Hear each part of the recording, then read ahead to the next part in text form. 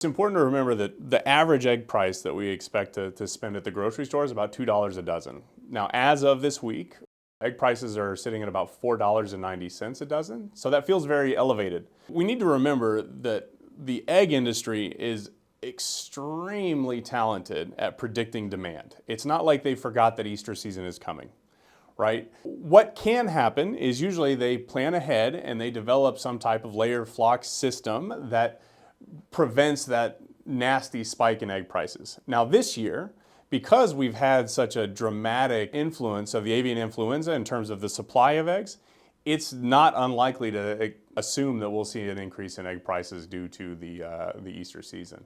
The avian influenza has eliminated more than 160 million birds in the United States over the last few years. This is something that kind of comes seasonally at this point. So every year we've seen a new wave of the avian influenza.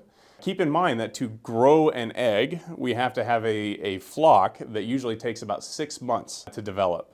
As we eliminate these birds, it takes 6 months to replace those layers, which can create these really nasty supply chain bottlenecks as we develop our egg supply here in the United States.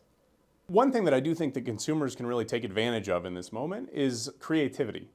We typically assume that eggs have to go into all of these different pies and buckets and products. But sometimes it's possible to actually shift some of that demand. Now, the other thing that I think consumers should remember is that there is a massive income inequality when it comes to eggs. For example, we recently just released an article that demonstrates that the total consumer of the United States egg pool lost more than $1 billion in total surplus from the market.